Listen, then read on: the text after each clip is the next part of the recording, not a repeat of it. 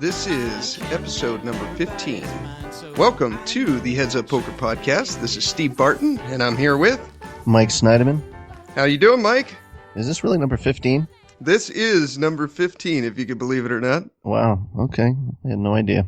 I know, we're moving right along, huh? Yeah, pretty good. Pretty good. Yeah. What do we have on tap today, Steve? We got another good guest here. We do. His name is Doug Lyford. I met Doug about a year ago, and when I joined TPE, and I put out out in the forums, I said, hey, if there's any other grinders on Bovada that want to get together and talk hands, then let's do it. And so there was me, Jacob, who we had on before, and Doug, and then another guy, Jason. And in that time, it's been pretty impressive what Doug has done. He's shipped a bunch of tournaments, gotten coaching, and as of March 1st, he just quit his job as an engineer. And he's going to play poker full time. He's being backed, and he's a grinder. He sounds super excited. Little secret into podcasting, we're actually recording this episode later in March, but when you hear it, or we're recording it early in March. So when you hear it, he'll have just quit poker a few days ago, maybe a week ago. But he's super excited, and I'm anxious to have him on. I think we'll learn a lot. Yeah, it's pretty. This will be pretty interesting. I'm going to try to, for once, kind of hang back and just listen and learn something. I think, but it's funny. Me and Doug both had threads on TPE about going pro. Oh, really? And just if you study them just from like an emotional, psychological standpoint, you can see like which one is going to be successful. Because I look back, I mean, I could look it up now. I put a thread up in my Bless You Kanish about my rules of being a poker pro, and of course I've broken all of them, pretty much. But even the whole I don't know, feel of it was like, okay, I'm going to go out and give poker a try, and if it doesn't work, who gives a fuck, Where obviously he has really got things together. Like I said, he's already got a website. Like you say, he's already got backers. He's already getting coaching, and just a real professional approach. Which is I wish I could have heard this podcast, even though I haven't heard it yet. Months ago, I think maybe things would have gone differently. But if that makes any sense. Well, life's a lesson, and it's all about learning, and right.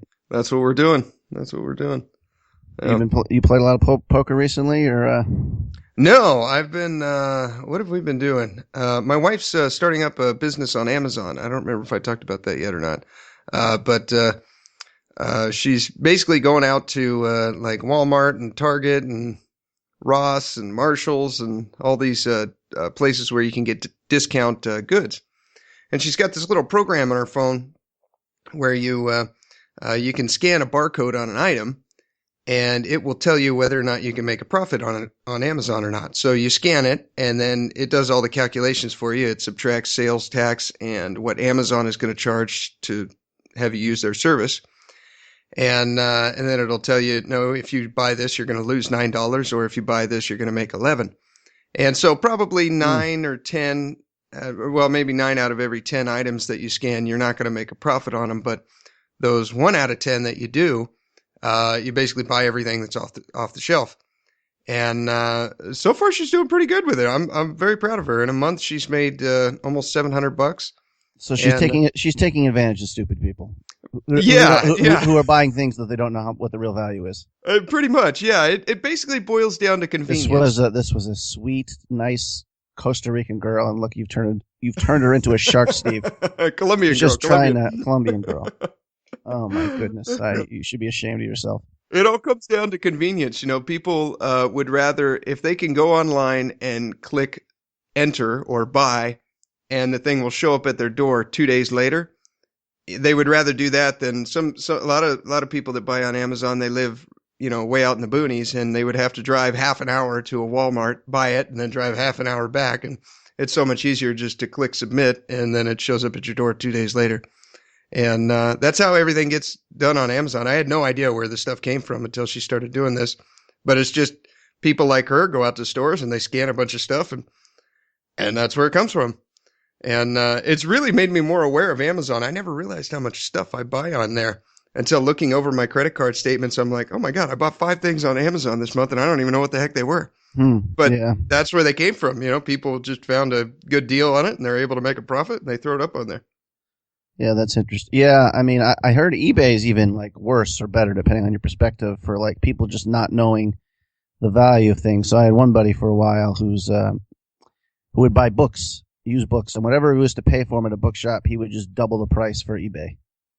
Wow. And he said again, but it was like he was a full-time mailman too, so it was kind of it was you have to invest some time in it certainly. Oh yeah. You know what I mean? You got to do the packaging and this and that, and if he absolutely busted his ass at it, he could have made a good wage. And for a while, it was just like a second, income kind of thing. But yeah, like people just pretty much they like. Yeah, that's interesting here. The digital economy, whatever you want to talk. And then quickly, I thought this was. I was with this guy. I rented a room from this guy who did the eBay thing. Mm-hmm. And this guy's the cheapest bastard I've ever seen. Every nickel, and it's just like. I don't know if I think this is when I started playing poker. I'm just like, which is paradoxical here. I'm playing poker and I just don't give a shit about money. But, anyways, like he went to a golf tournament and like somebody was handing out promotional hats, some company. Mm-hmm. And at the end of the day, he went over the box. He's like, hey, can I have the box? So there's these crummy hats people are giving away for free. And he was selling them for like $15 a pop. He had like 100 of them. Wow. And he just couldn't. And like little, people were actually buying them? Yeah. Wow. Yeah, they were just constantly sending things, and then you just go to what else did he do? Oh, well, there'd be like I don't know if it's on Craigslist. There's places for things where stuff is free. You just got to pick it up. Yeah. So he would just go over there with his big truck and pick stuff up every weekend that was free, and then just sell it. Wow. Somehow via Craigslist. So Anyways. That's entrepreneur at his best, I think. Oh my God. I think we should go back to the agrarian society where everybody has to go out there and bust their ass all day and tend to the crops, and everyone's life is equally as miserable. No, I don't know. That's not a solution. What you been up to? Not too much. I mean, grinding online. Yeah, the job search is underway. I'll let you know when I'm employed. Okay. Or maybe I won't if I'm holding one of the worst jobs possible here. I don't even mind. Like I told you, was I talking to you already about how I decided that I think the overnight shift at either Target or Walmart is my new dream here. Yes. Yeah. I think we were talking about that. I can't remember if it was on the show. I was just thinking, that is actually perfect. Yeah. I do that. I come home asleep, have a couple hours, go out in the sun or whatever. Then I do the nightly grind. And because I'm on the West Coast, these tournaments end around 11, 12, right when I'm ready to go to work. So this is one of the possible plans. Although, I told myself I was totally done with playing any like live stuff now. But I just realized the WSOP circuit is at the Bike in LA. Really? And When's that start? Those buy-ins are a little lower. I think it starts tomorrow or Saturday. I'm not sure. So I'm going to have to just bite the bullet and enter the main anyways because, I think I'm definitely very much plus EV in that. But anyways, should we get I think we decided if we're going to talk any strategy today, we should do it with our guest on because he's a real smart dude and we can learn some things from. So should we bring Doug on or? Okay, let's do it. He just texted me right now. Let's see. We're going to add him to the group. It's calling. That sounds like Doug. Is he there? Yeah, I'm here. Can you hear me all right? We can hear you good. How you doing, man? All right. Great. Excellent. Very well. Good. Thanks for coming on, Doug. Sure. My pleasure. Thanks for having me, guys. How's your first few days of being a poker pro going? Yeah, so it's results-wise, it hasn't been the greatest. I'm on a bit of a downswing, but I'm really enjoying the new schedule. Loving the whole getting up when I wake up and getting some exercise and starting the grind. It's a great schedule, so I'm really enjoying it so far. Yeah, I noticed on your website, it's pokerproductivity.com. Yeah. You mentioned that one of the big things that you want to make sure you maintain is that you get up every morning, you exercise, you're eating healthy, you're basically setting yourself up for success for the day. Yeah, that's something I definitely is a main focus for me, and I'm still kind of ironing out my schedule. Um, I I've been doing pretty well about getting exercise in before I start my session every day. The diet thing still needs a little work, and the other thing that I'm trying to do is have regular meditation every day, which has been really helpful. Okay. Now, what do you do for that? We talked to Mark, and he listens to Elliott Road tapes, and I started doing that. Is that what you're listening to, or are you listening to Headspace, or? Yeah, so I'm mostly doing the Headspace app, which is a really great app, and I also have a couple of the Elliott Road MP3s. So I use those occasionally, but I've been mainly sticking with Headspace. Okay, okay. And what do they have on there? Like, what are the main themes for meditation on there? Well, so the way it works is that you get the app is free, and then you do a program called Take 10, where you do a 10-minute meditation every day for 10 days. And I'm just finishing that up. And then you can get they have a marketplace where you can purchase different packs of recordings for different purposes, for focus or for concentration, different kind of if you have they have things for addiction on there, all different packages of recordings. Okay. And is it like a monthly fee, or is it just you buy it and download it and then you have it forever? Or? I think the way it works is that the base app is free, and then you can buy for a one-time fee. You can purchase the different packages of meditation recordings. Ah, okay, okay. As a Yeah. as a middle-aged man, let me sound like an old bastard here. As a father, what do your parents think about what your choice here? They are quite concerned, to be honest. That's an honest answer. Yeah. Okay. So yeah, no. When I told I told my mom and dad separately, and they were both pretty surprised about it. My dad was kind of like, "Well, what are you doing that for?" And but they're definitely very supportive. They have their concerns. I explained to them that I've been working at it for a long time, and it's what I want to do, and I think that I can make about the same as I was making at my job, maybe a little bit more. So I just took the dive. And can you Good for you. tell us a little bit about your job, because you're leaving a good job, a real career, not just Yeah, sure. Yeah. So I've been working at this engineering consulting firm for close to 3 years, about 2 and 3/4 years, and I it's a electrical engineering consulting firm. We do automation and mostly work in the forest products industry. So we do industrial automation for lumber mills, pellet mills, chip mills, etc. Um, I was doing a lot of field service work, so I would be traveling a lot, spend a lot of time on site at different places, working long hours, and try to do poker as well, which was tough a lot of the time. Okay. Now, my dad used to be a logger. I remember when I was a kid, and when he was on a logging team, I think they had a crew of anywhere from 10 to 14 guys. And so there'd be like one guy at the top of the hill running the cable, and then there'd be three or four guys down at the bottom. They called them hookers, ironically. They'd grab this big long hook and tie it around a bunch of logs and then drag it up the hill. And then there was another guy taking another machine that would pull it over to the side. Then there was a sawyer that would limb all the branches off, and then another guy that would take that log and put it on the logging truck. And now I've seen the operations, and it's pretty damn impressive. They have one guy that basically runs this machine that grabs the base of the tree, cuts it with like a giant disc saw, turns it on its side, limbs all the branches off, and then puts it on the truck. And Uh-huh. is that the kind of stuff that you're automating? Or are you more so going to the sawmills and automating that process, or what? Yeah, we're more in sawmills. We don't really do anything out in the woods where they're procuring the logs, but we do we do automation from all the way from the front end to the back end of the sawmill. So things like debarking machines, edgers, sorting systems, um, everything you name it, we've done it. Anything that makes it faster and more productive. Yep, exactly. Okay, that's kind of a neat job. Yeah. It was a lot of fun. I mean, it was a great experience.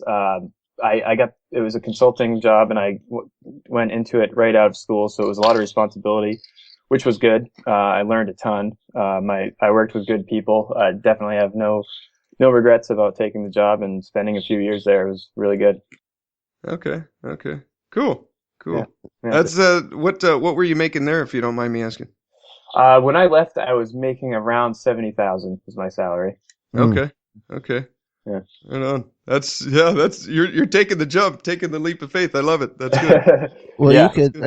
You sound like you're definitely a smart guy who probably is a commodity with all this. So if I'm sure you probably not even putting the negative thought in your mind, but in a couple of years, if you wanted to go back into that sort of industry, you'd still be capable, Yeah. right? Or Yeah, I think so. Yeah. You know, part of that the problem with that is that technology moves really fast. So if I didn't do anything in the industry for a few years and wanted to go back, I would certainly have a lot of catching up to do to learn new software and things like that. Okay, But that makes sense. yeah. So I've met a lot of people in the industry, and I've actually been offered a couple of jobs since I left my job, but just from people hearing about it. So yeah, I think if I needed a fallback, I would have something to go to. Right on. Right on. So Yeah. yeah, quickly, I'm looking at some of for those that are TPE members. You want to give us your? Doug has a whole thread on going pro and keeping updates on all his goals and everything like that. What is it? DouggyFr3sh is your name on TPE, Yeah. right? Yeah, you got it. It's DouggyFr and then the number 3sh, DouggyFr3sh. Yep. And this was interesting. Is it sounded like, I don't know if you have, at least I read the beginning of the thread where you were kind of starting off kind of the year bad. You were on a downswing. Yeah. I mean, you quit your job. Were you quitting your job kind of at a time when you're in a downswing, or is that? Well, I kind of quit my job and then went on a huge downswing. Okay. So yeah, fun stuff. So yeah. I saw one of your goals here: 6,000 tournaments this year. Yep. That's a lot. That's it a is. big. It's a ton. So you must be a major multi-tabler. What do you? I mean, how many tables at once? You do 8 to 10 tables to start off a session, maybe, or? I really don't ever play more than 8 at a time. Okay. My ideal amount is 6. So 6 to 8 is what I tend to stick at throughout a session. But I almost never play more than 8. But I start regging really early, and I register all the way up until midnight or a little after when all the tournaments stop running. So, and I play. I've been playing everything from $11 buy-in on up. Okay. Yeah, I also saw. It sounds like you've got some. I'm impressed how you're hitting the ground running here. We're not just playing poker, but you've really got a plan for how to maybe make poker profitable in other ways. If I'm saying that properly, with you're up on Twitch, right? And you have a website. Yeah. So the website thing was kind of just a way for me to keep a blog on there, as well as my thread over on TPE. I'm kind of posting the same things on my website in a blog, and Okay. so I wanted to have that to kind of keep track of my journey diving into this. And also I have some other things that I've been dabbling in. The Twitch thing is really fun. I've done just a couple of streams so far, and not sure where I'm going to go with it. I don't know if I don't love the idea of live streaming while I play, just because I feel like it reduces my focus a little bit, and definitely want to be as focused as possible while grinding. But I do really like the sort of hand history review, studying Twitch streaming idea. And, for a lot of reasons. I think that one good thing is that it kind of forces me to study more. And when I can get other people involved, and if we schedule 3 hours Twitch at, Saturday at 2:00, then everyone shows up and we're all going to study for 3 hours, which is great. Yeah. And the other thing is, a lot of people are streaming their live play now, and not a whole lot of people are streaming the sort of post-session studying material. Huh. So it's kind of something different, and I also think it's really beneficial to me personally, and probably to people who are able to watch. So we did one of those just recently. I did it with a couple of other TPE members, actually, Jacob Triba and Jason Monty, who I met both of those guys through TPE, and we've been studying together and chatting on Skype for a long time now. And also same thing with Steve. We kind of met around the same time. Yeah. So those guys joined me for that stream. That was a lot of fun. I think it was really productive, and hoping to do more of that kind of thing. Yeah. Yeah. Now, do you can if you do a live sweat? I was wondering, can you put a like a 30-second delay or something? Or I mean, I would think that's it's perilous Yeah. for some of these players. You can put a delay on there. Yeah, you can. I did one live stream, and I think I had a 5 minute delay on there. Okay. And it's mandatory to have some sort of a delay if you're on Twitch. I don't know what the mandatory amount is, but I tend to go, I think 5 minutes is a good amount. I don't think you really need too much more than that. Okay. And if you go much lower than that, I've heard some guys talking about it's possible for people to time out every streak to try to see your hand by showdown if they know you're streaming. So there's a potential risk there. I don't think you really need to worry about it too much, but yeah, you definitely need to have some sort of delay. Okay. Yeah, with I was watching Big Dog on Twitch last night. I saw him for I don't know 15, 20 minutes. And it was pretty interesting. He said he had a 4 minute delay on there. Okay. And yeah, it was pretty entertaining.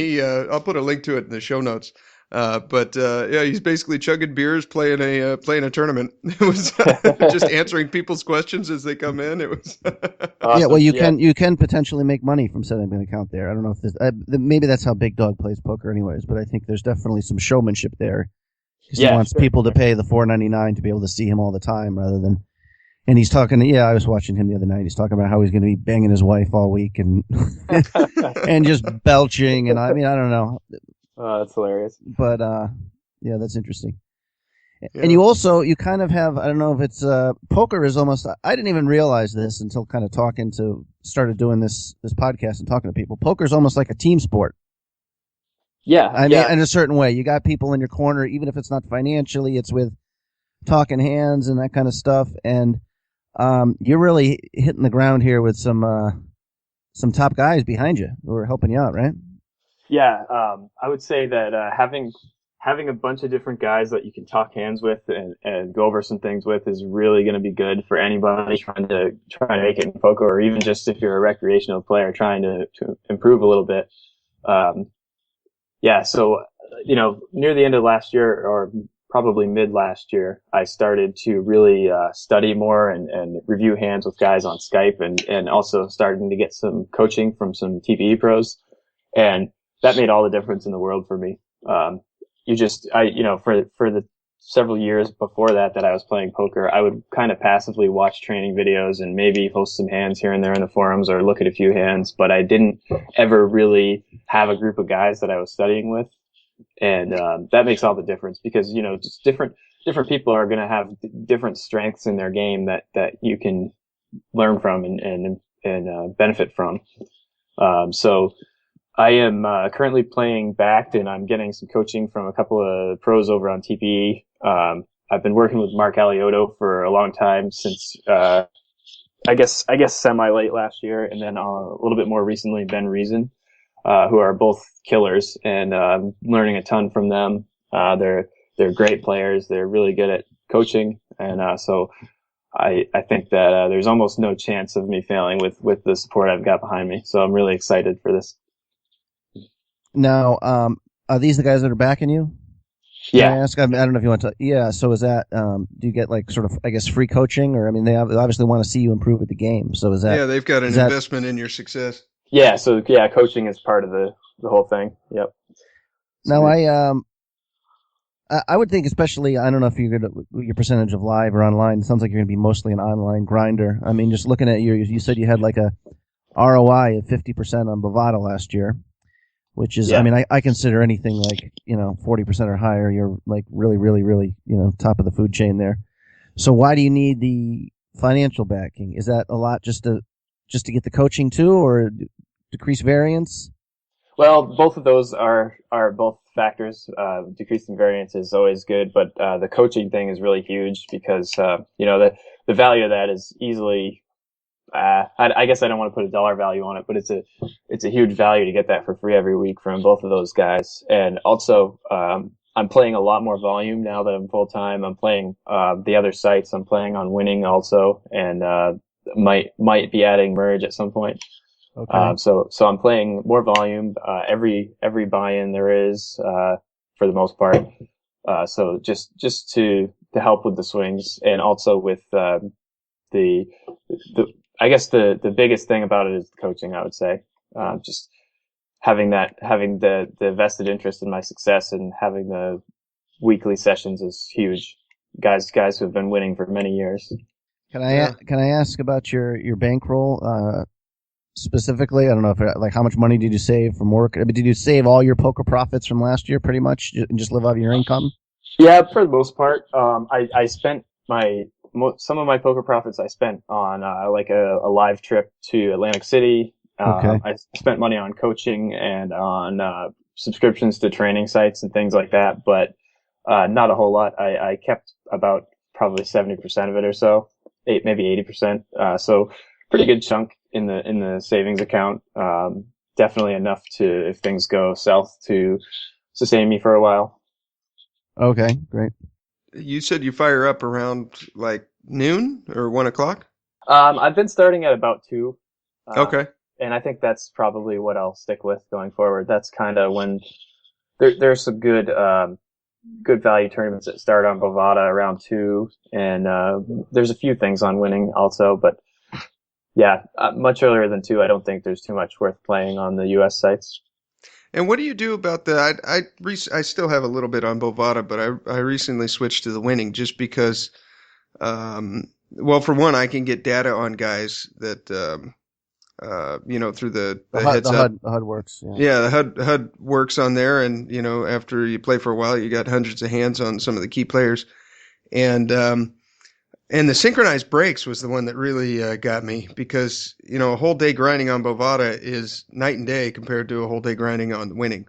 Yeah, absolutely. Because you actually get every hour you're getting a 5-minute break, and you can walk outside and get some fresh air and go get some water, use the bathroom. Like it's like a mental reset, How are you doing with that on Bovada? I mean, just grinding straight for 12 hours is pretty brutal.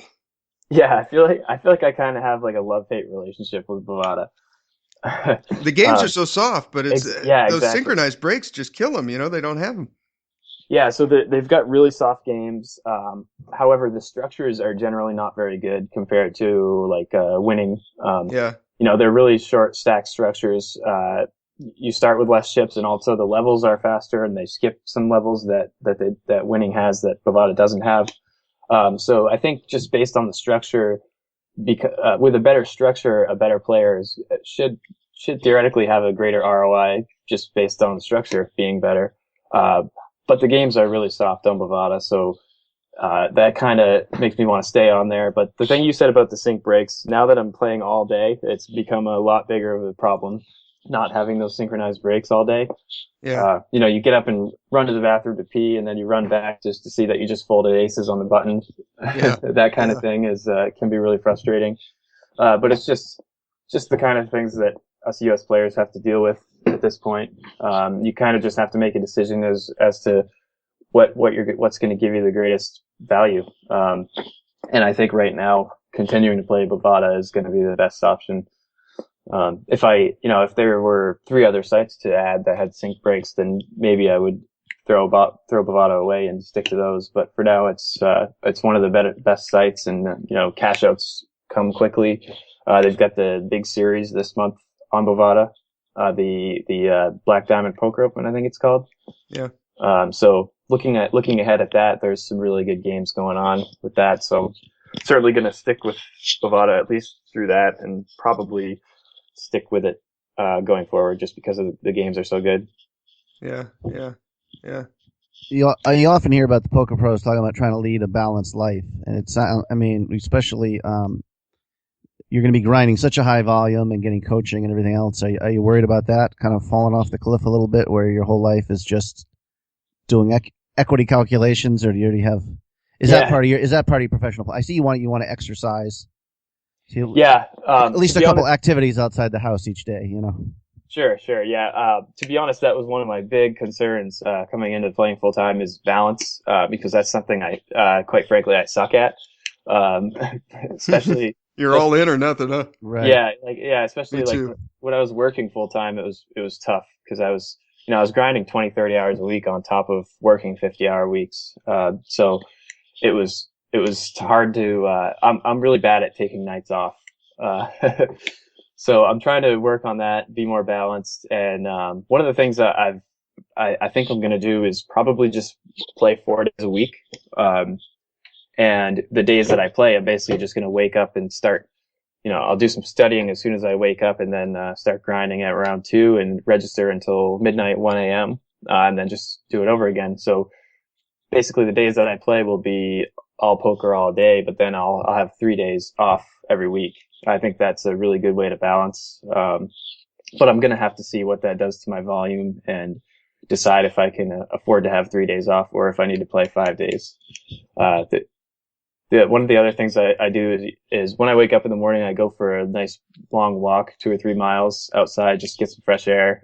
Regardless of what the weather's like, up here in Maine, it can be really cold some mornings, but I just bundle up and go for it anyway.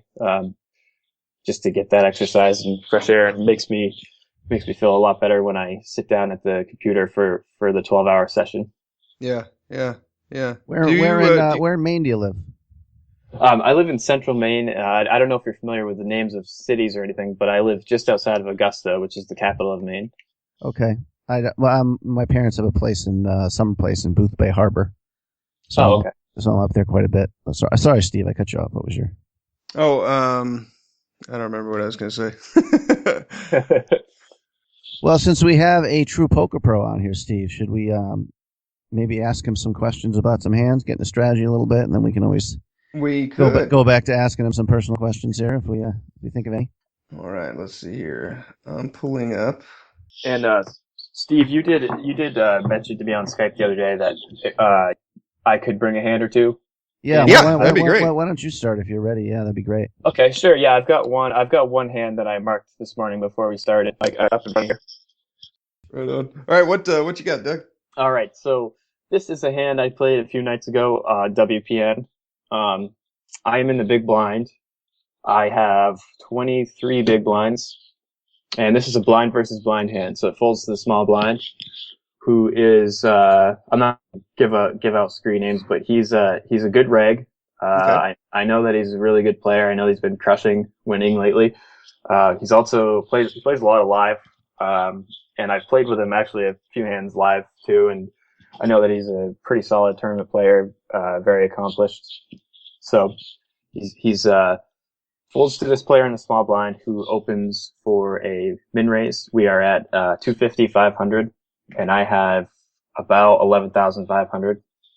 Okay. So he opens to 1K. His stats at this point are 28, 26 with a 13% 3-bet over about 160 hands. So I know he's very aggressive. He's loose.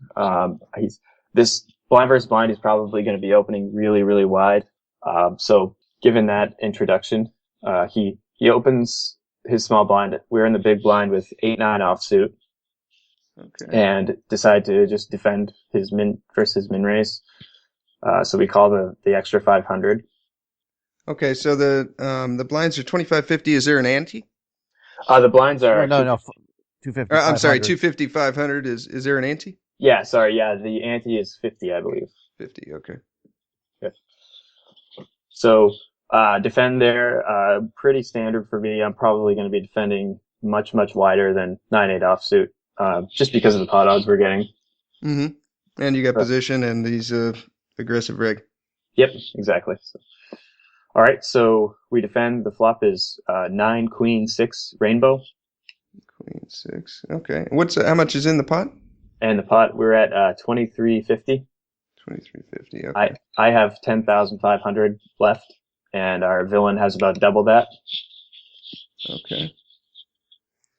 All right. And does he check or does he bet? All right, so villain leads out with a 2 big blind bet, so he bets 1,000 into the pot of 2350, so a little under half pot. Now, were you thinking of raising here, or are you pretty sure you're way ahead of him, so you're just going to call, or? Yeah, so in this spot, I still think that I think that our villain is going to be c-betting most of his opening range here, most of his pre-flop opening range. Which means that he doesn't connect with this board hardly at all.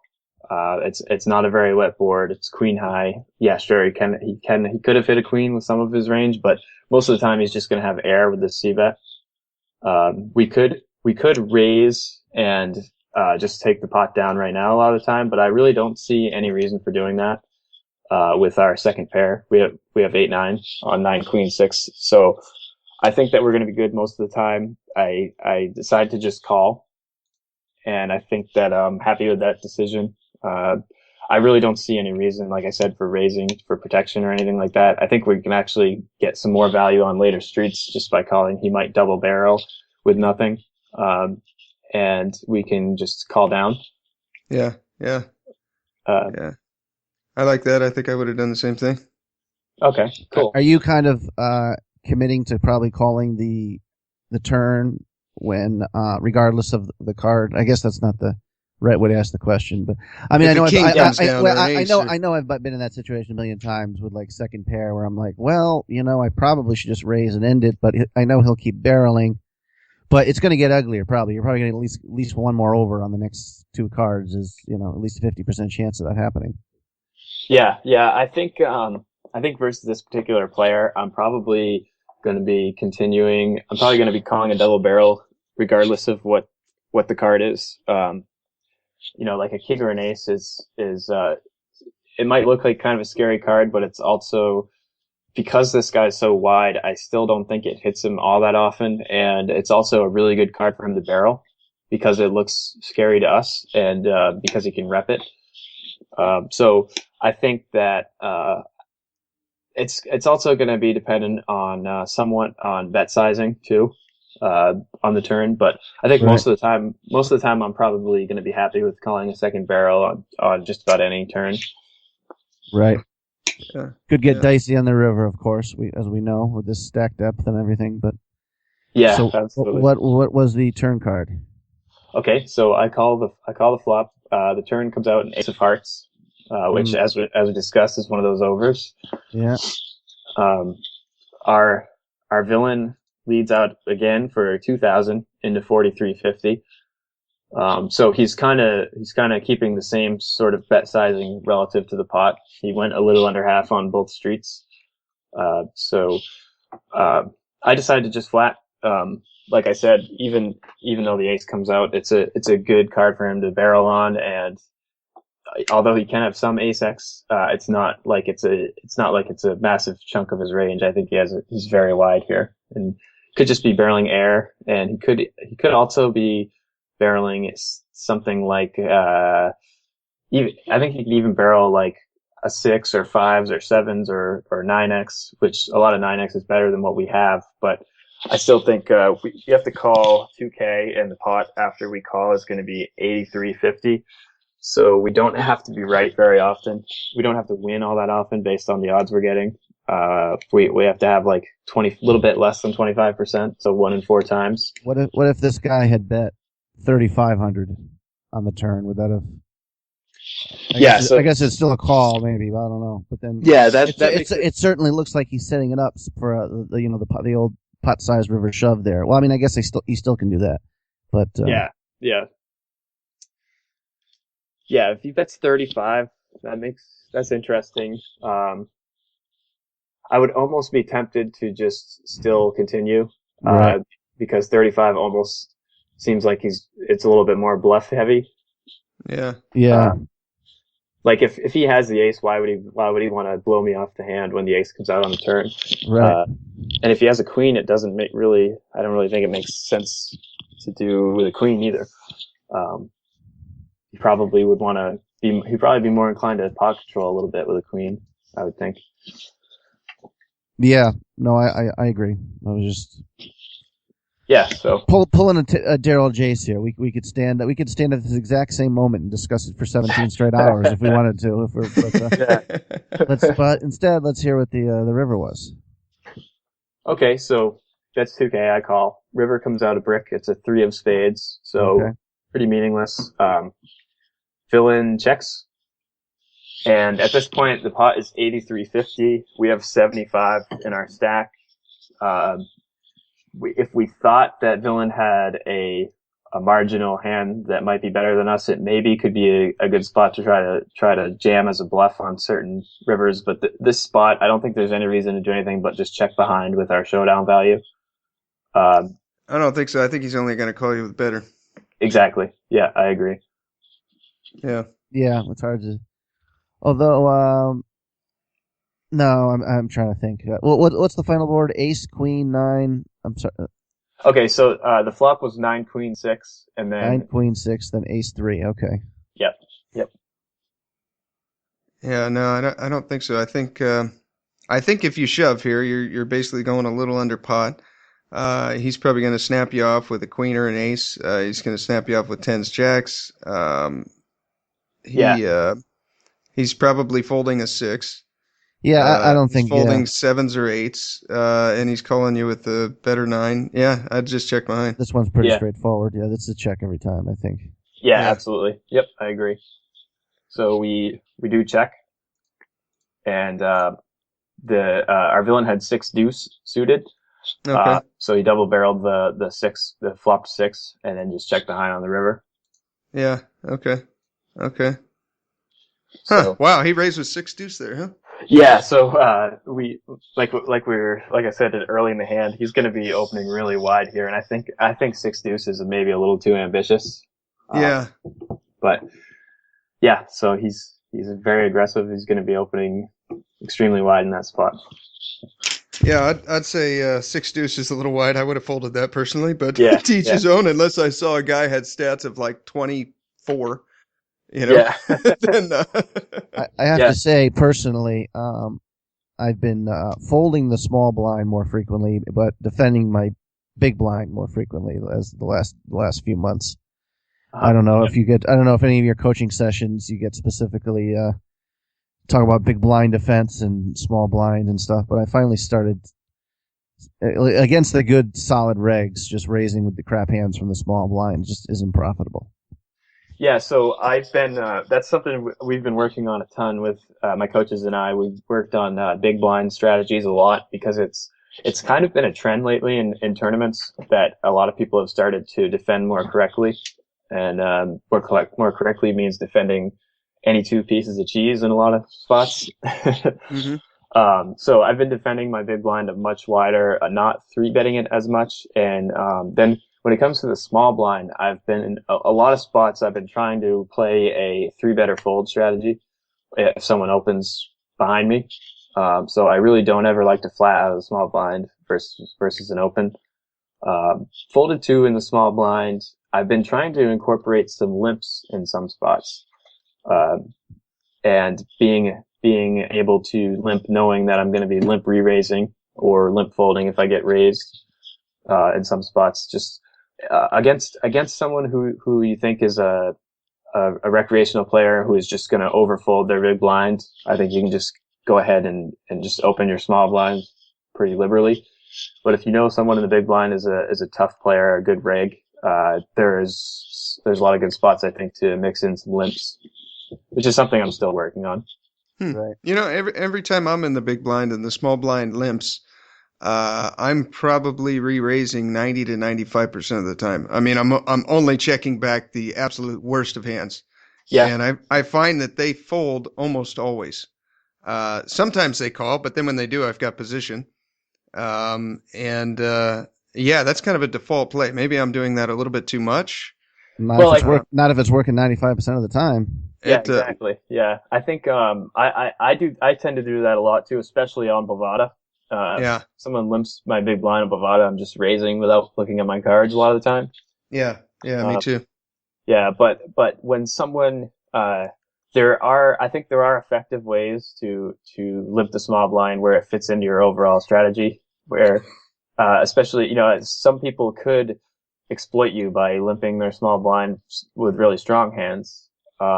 It's not going to happen on Bovada, which is anonymous and full of recreational players. But um, the play you're making by raising every time that happens is you're doing that because you're exploiting your opponents. But in doing that, you make yourself exploitable. Yeah, So some good players, if they, like we said, the difference with winning is you have the HUD. So as people start to realize you're doing that every time, they might be able to exploit that. But like I said, on Bovada, I think it's a great strategy to just raise every time, just about every time someone limps to your big blind. Yeah, yeah. Another thing, I've been doing the same kind of thing you are. It sounds like if I'm in the small blind and somebody raises from the hijack or the cutoff or the button, and I've got like 10-8, I three bet. Whereas before I would just toss it into the muck. Yep. Yeah, that's. I think that's going to be really good, especially since you know, some of the guys that you have stats on, you can see that some guys are opening the button 60% or so, Yeah, and a three bet is going to be really profitable there, especially if the big blind is really tight and the button yeah, folds to the button they open. Three bet from the small blind is going to be really profitable. yeah. Okay, okay, okay. Right on. I've got a couple of hands here. Let's see, it's hand 84. There's 82, While you're 80. looking, I'm sorry, I had to run off as I was hacking up a lung. Okay. But this is something I'm gonna trying to, get like work on my ranges. Obviously with every blind size. I mean, what would let's say it's just for the sake of argument, like that last hand, if you were in the small blind, and this was like late stages, like with 23 big blinds. I mean, what is your limp shoving range there? I mean, what do you? For, Not specifically, but just like personally, like if I have 20 big blinds and I have a really aggressive reg on my left, I'm probably going to limp shove, say king eight suited, if they raise. If it's someone I know who raises the limps, I'm just trying to think of the range. Yep. Like I don't know if, I hate ace rag. I mean, I'd much rather limp shove like 9-jack suited than ace 3 off or something. Yeah. I mean, I don't know how. I mean, just from talking to your buddy Jacob, you could tell he's probably real specific in a spot like that over specific. Which are the exact hands that he's raise folding with, which ones that are limp folding, which one is. I mean, do you like obsess over that kind of stuff? What is very specific ranges, Yeah, so I've kind of just started getting into that sort of thing, being really constructing ranges for certain stack sizes in certain spots and knowing almost exactly what my ranges are. I really just since I left my job at the end of last week, I started doing that really hard, getting into using tools such as like Hold'em Resources Calculator, where you can do ICM calculations and you can figure out what ranges are good for you to use versus different opponent types. Right. So for example, one of the things I've been trying to focus on this week is to look at 20 or right around 20 effective big blinds from the button and small blind if it folds to me. To try to construct ranges for open shoving, because in the past I never really had an open shove button very often with 20 big blinds. In that kind of situation, I would just be raise calling or raise folding most of the time. Right. So I've been working with my coaches on constructing a range that is pretty predominantly open shoves, and then some raise folds and some raise calls. And we've kind of just looked at why that's an effective range to have. Okay. And so it's really fun. I've enjoyed spending a few hours every day or every few days looking at this stuff. It's low pressure. It's not like you grind 6 to 8 tables all day. You can get pretty burnt out by the end of the day, and then it's kind of nice to just be able to sit back and relax and do some studying and not have to be making several decisions every minute. And it's huge. I mean, I've played poker for about 8 years, and most of that time was recreational and then some semi-pro in the past few years. But I never spent enough time studying, and I think that probably most people don't. And it's huge. I got to get a coach for sure here, or or start twitching with you, man, and just get some free coaching, I guess. Yeah. I mean, let me know, guys, if you'd be interested in doing anything like that. I'm already following you on Twitch, so I'll hopefully. Okay. Do they give you? I wonder if you can get probably. I mean, I just signed up for it. I wonder if you can sign up for so you get like email or push alerts when someone is going to Twitch. I mean, like if you like, I would love to hear you had like a specific every Wednesday at 6 p.m. you do a hand history kind of thing, Just throwing that out there because. Yeah, I would like to. I'm thinking about having a set schedule for doing it, but I gotta talk with my backers and get my grinding schedule kind of ironed out. Figure out for sure which days I'm playing and whether I'm playing 4 or 5 days a week. But I would love to. I would love to eventually do something like 3 or 4 days a week, do a study session on Twitch for a certain amount of time. I think that would be huge for me personally, just to force myself to have a set schedule of studying, and also just the having feedback from everyone else who comes in on the chat and can comment on the hands I'm looking at. I think that'd be huge. So definitely something I'm really interested in doing. Cool. So Steve, you want to give us your hand there, buddy? Alrighty. Okay. The level we're at is 75, 150. There's 135 in antes, so the total pot is 360. Under the gun folds, I'm under the gun +1, and I've got, we're 9-handed. And I've got King Queen offsuit. Okay. Fold. What's your standard for me would be fold. really? What's your stack size? Did you say that? Oh, my stack size is hang on, I had to do some calculations here. The HUD didn't work on my stats, but it worked for everyone else. I've got 11,591 divided by 150. So you got like 78 big blinds or something. Pretty close, yeah, 77. Yeah, I would be opening. King Queen, I would be opening. You'd be opening? King Jack, I would probably fold, though. Okay. Yeah. That's about where I was. I think I'd fold King 10, King Jack, and then open King Queen. Yep. So always table dependent, of course. If, yeah. If you feel it's a weaker table or passive or guys that are going to overplay one pair, then you want to be in a lot of pots. So. Yep. Okay. Absolutely. Yeah. Okay. I open to 333, so a little bit more than 2 big blinds. Does that sound good? Or yeah, that sounds fine. Yeah, that sounds about like what I would be using for my standard open, is just like 2 big blinds plus some change. Okay. Yeah. Okay, that's usually what I do. I usually do between 2.2 and 2.5. Okay. Yeah. I think that's good. Okay. Next guy folds. One guy calls from middle position, and then it folds around to the big blind who completes. So the guy to my left, he's got 10,000 in chips. The guy in the big blind, he has 5,000. So I've got them both covered. We go to the flop. The total pot is 1,209. So 1,209. And the flop is 10 Jack Jack. Okay. And you're first to act? I'm second to act. You're second. So the big blind checks. Okay. Are you betting this, or are you checking it, or? Yeah, definitely VC betting. Well, first of all, the big blind defending could have just about anything.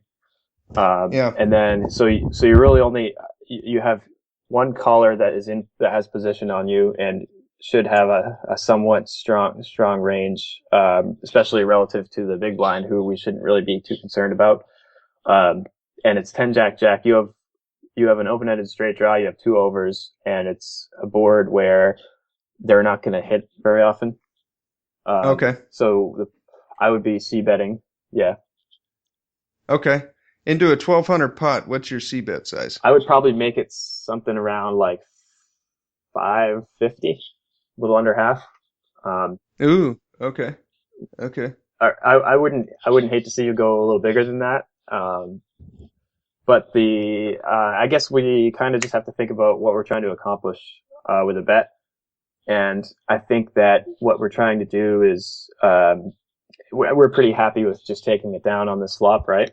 I mean, yeah. And I don't think you have to make your bet very big to do so. Okay. Because they're either going to have a pocket pair or did you say it was 10 Jack Jack or 10 Jack? 10 Jack Jack. Okay. So they're either going to have a calling hand or they're not, right? I mean, it's not going to, if you make it like 750 instead of 550, I don't think you're getting any more folds than you would at 550 in this sort of spot. Yeah, that makes sense. Okay. I went too big then. I did 888. Okay. Yeah.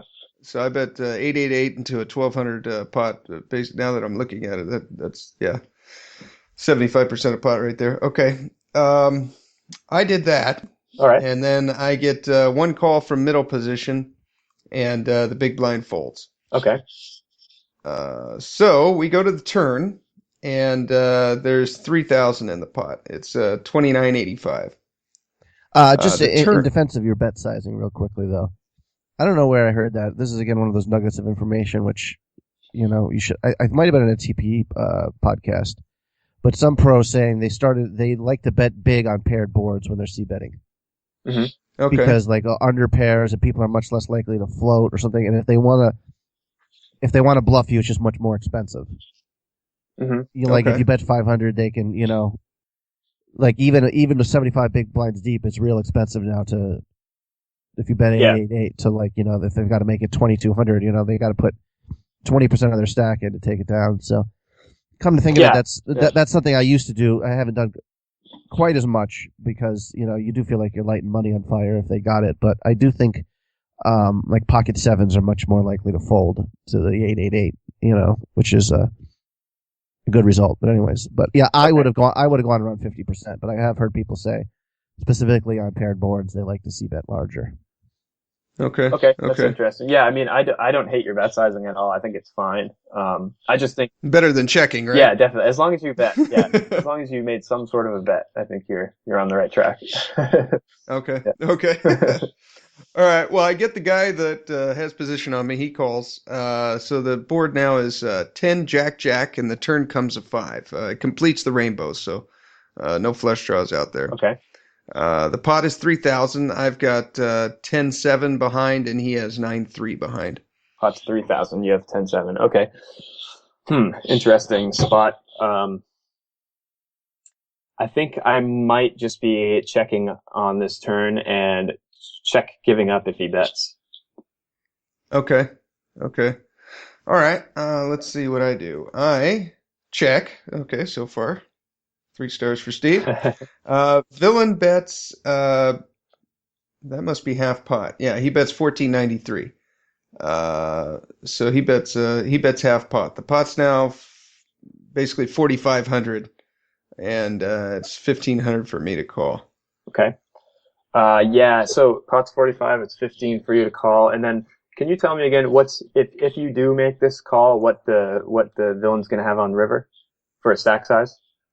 Yeah, he'll have about 8,000. Yeah, so I would definitely check call here actually because you have so many outs. You only have to call 15, so you need like 25%. I think that's right. Any 9, ace, queen, or king, I think most likely gives you the best hand. Okay. So 1, 2, 3, 4, 8. Yeah, so I think you definitely have pot odds to check call here. Okay. Well, that is my first instinct was to say it's either check fold or check raise. Okay. Go ahead. You just rep a monster here. Yeah, the only problem with that is what do you really rep? I mean, with the 5 turn, you did c bet, and so you could have some sort of Jack X. I just think versus again, with the range that what kind of range are we putting our opponent on? I think that they probably a lot of time have some sort of an underpair or maybe a 10x. So it is hard for them to call a check raise, I think, with their range. But depends on the quality of the opponent, obviously. If you had more information, if it was a profitable player, but a lot of players, casual players, are going to say, "Shit, he's got the goddamn jack." Yeah. But I don't know. And the other problem, I always hate chasing draws on paired boards too. I mean, it is conceivable you're drawing dead here. Yeah, it's possible. Yeah. I mean, just that would be like if you, or if he has ace jack and I hit my ace, then now he's filled up and I made my straight. Yeah, I mean, I'm sure that's happened to all of us a bunch of times before. Chasing either the flush or the straight when you're,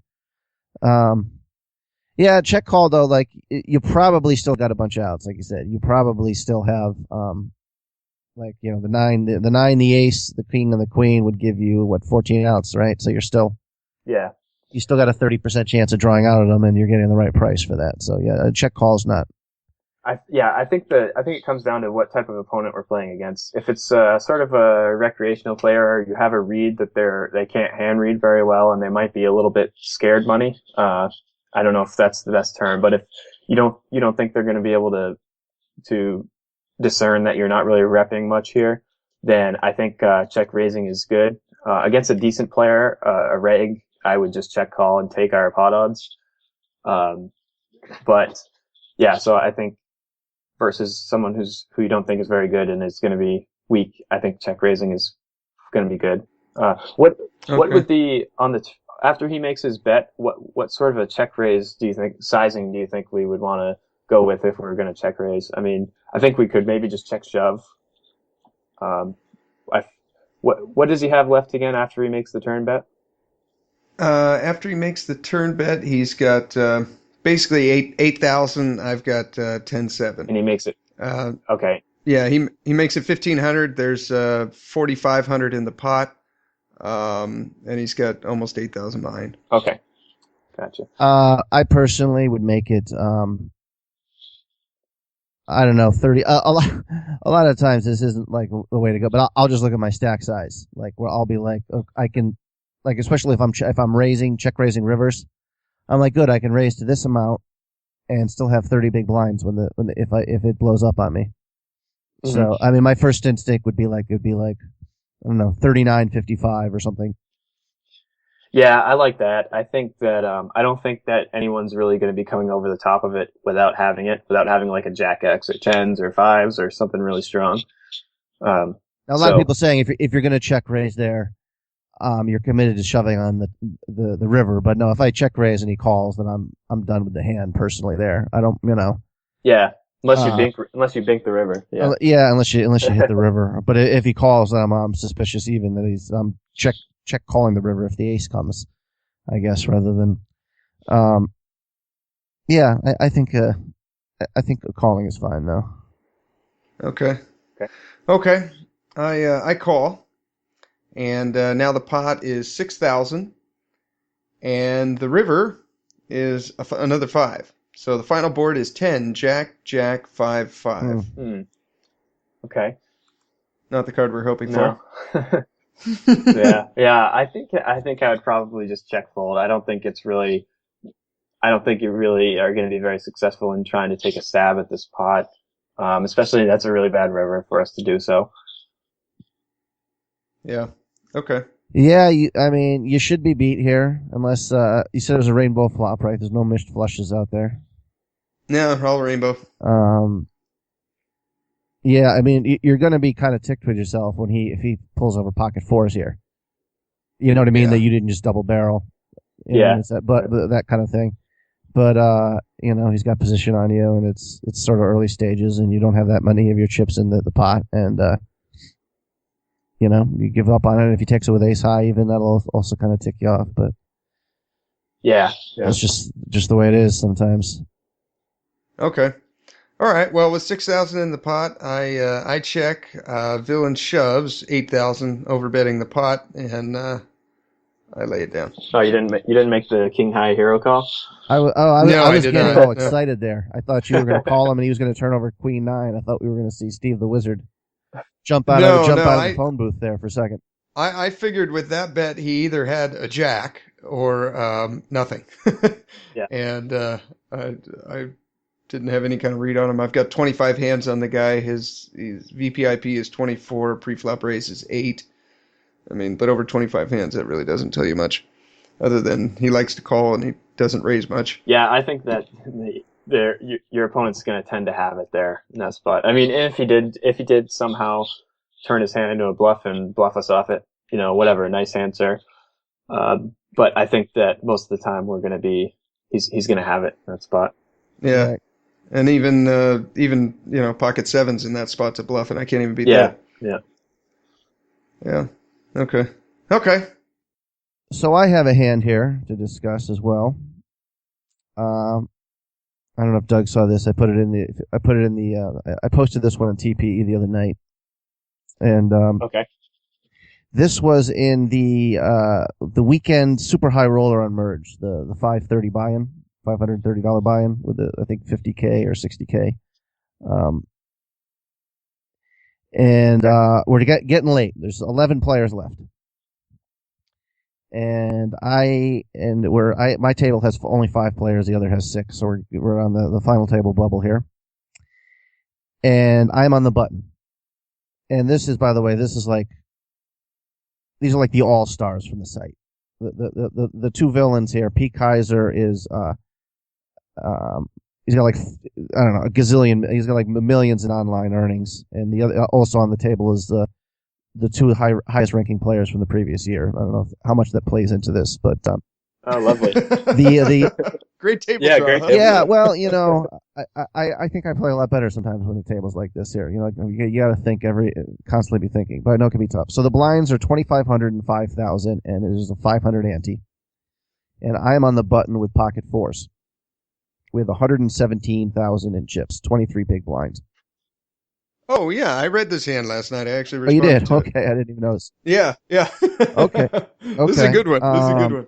Well, this is Mike- kind of goes to what Doug. I mean, just in terms of working out ranges, you know, I was just hoping this hand lead to larger arguments about, you know, this stack depth and everything. Yeah. I'll put a link in the show notes to this hand, and then you guys can just click on the link, and it'll But take the- you right the to it. Mike, chip what's lead- your real quick, Mike? Sorry to interrupt. What's your name on TP? I was gonna just pull it up so I can follow along easier. Taz Jazz. Taz Jazz and the. If you go under forums under MTT strategy, a bad shove question mark. All right, got it. Yeah. Got it up. Okay, we're all looking at it, okay, all so right. I don't even have to. But Well, say it for the people. The, so the they chip know. leader, Magera, who has 359,000 in chips, which is, you know, pretty. He's got whatever, 75 big blinds now or something. He opens, and he's been like opening every pot. And he min raised 10,000. The next to act is P. Kaiser, and he calls, and which was strange because he was 3-betting or opening every pot. So the flat was like, that might have been like the first time I saw him flat in hours. Okay. And I'm next to act, so there's 10,000, 10,000, and then the blinds. So let me see, 17,500, and then another. So there's exactly 20,000 in the pot right now, and I have 117,000 with pocket fours there. Mm-hmm. On the button. On right? the button. And like I said, both these guys have been opening. They've been just battling, and just a really aggressive table. I was really happy how I played. Twice I cold 4-bet, once Magera and once Kaiser light. That's something I usually don't do, you know, at like a certain stack depth. So I mean, I thought. Very nice. And so I was playing well, and I mean, I guess I definitely think it was a bad shove. I decided to shove, and everyone on TP agreed. Too many chips to put that, like, you know, 23 big blinds. Yeah. I can actually set mine there. I can 3-bet fold. Even folding might not be a terrible option, and but like shoving, I chose the worst option. Yeah, honestly, I'm looking at the hand on TPE right now, looking through the stack sizes and everything, and I honestly think I might just fold here. The flat by P. Kaiser is gonna be setting off some alarm bells. Yeah. For me when I see that, especially if he hadn't been doing it at all. Yeah. It just seems kind of. I don't think he's ever just going to randomly decide to flat with a really weak hand. I think it should be weighted towards strength. Yeah, I think it's just, and you know, ICM considerations. Are you you're one of the shortest stacks at this point? I believe. Well, I've got. I think I believe I was 9th out of 11th in chips. Okay. I got one guy at my table covered, and there's another guy shorter at the other table. But yeah, nobody had like 4 big blinds or anything like that either. So everybody was. Yeah. It's one of those things too, which hate, because I know. Like immediately, I looked at it and I said, "Don't shove," to myself. You know what I mean? Like I could, Yeah. because I felt it might be a positive EV play, but I'm like, just don't. And then I was like, I took a lot of time here too, which I don't know would have been giving something away too from them, where I was more likely to, I mean, I don't know how much people put into like other people's timing kind of thing, where they could dismiss it possibly, but I took a lot of time and, I don't know. It's just a mistake. Yeah. I mean, it's just a bad shove. Although, I mean, if you see what happens after that, just to give it away, the, Magera reshoves and P. Kaiser calls, and so I'm up against King Queen and Pocket 10. So I'm really stunned that, I mean, if Magera's, I think should probably fold because he doesn't know what P. Kaiser holds. But that seems like either way, I was going bust busto there. But it looked like I got the dream scenario where Magera reshoves. I think P. Kaiser, I guess he's supposed to call there. I don't know. But P. Kaiser went out and it was the 9-10 Jack was the flop. So P. Kaiser flopped a set, but the other guy flopped the nut straight and held. Oh. So P. Kaiser went out. I went out 11th. P. Kaiser went out 10th. So I don't know what you feel about his calling of the reshove too. I'd be curious there. I like P. Kaiser's call. Okay. I don't really like Magera's play.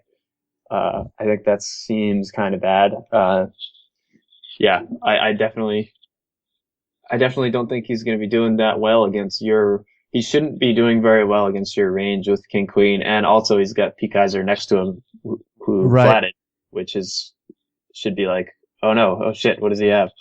But, I think that, P. Kaiser is calling it off is fine. I really think I would just be folding the fours in your spot, just because even if you like decide to 3-bet fold, I don't think a 3-bet is very often. I don't think you're very often going to be able to just 3-bet and then see a flop. I think you're going to get 4-bet most of the time. Right. So yeah, I think it's just an open fold.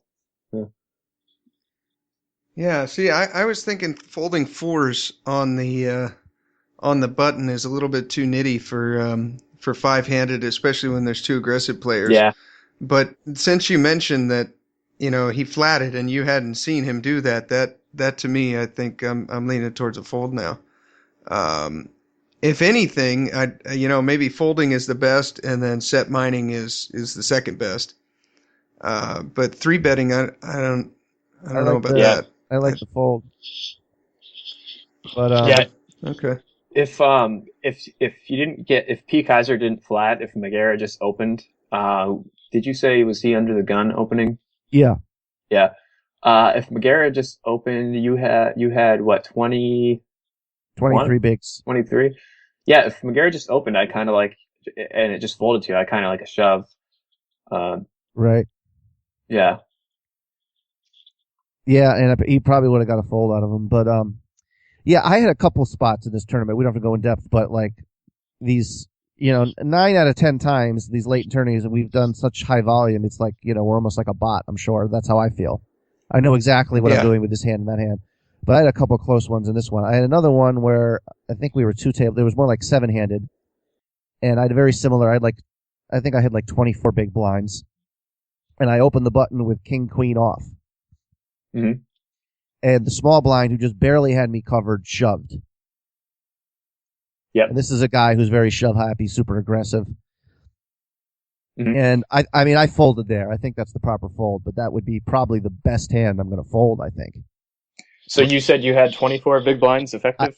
I had 24 big blinds effective, and I opened on the button with King Queen. And, I think he's shoving any ace there. A lot of middle pocket pairs. I would think that we can almost take the top of his range out, and probably Jack 10 suited. Maybe some suited connectors. I don't know. I tanked a while before folding on that one. I did not know the answer. That seems like right on the borderline of something. You said he was in the small blind, right? He was in the small blind. So I depending on how the big blind plays, King Queen, and this is a spot where I might just open shove King Queen. Right. That's something I've been working on. Yeah. 20, with how many bigs? 24 with 20? seems too big. Yeah, like much. at like 19, 20, I might do it. 24 might be a little too much. Yeah.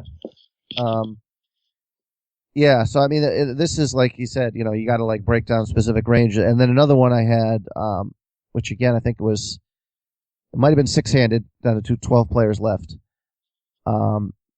P. Kaiser did a min raise open, and I had like three bet him a couple times and he'd folded, and I had ace jack suited and three bet him, and Okay. he took his full time. He took 30 or 40 seconds and waited till the very last second and shoved.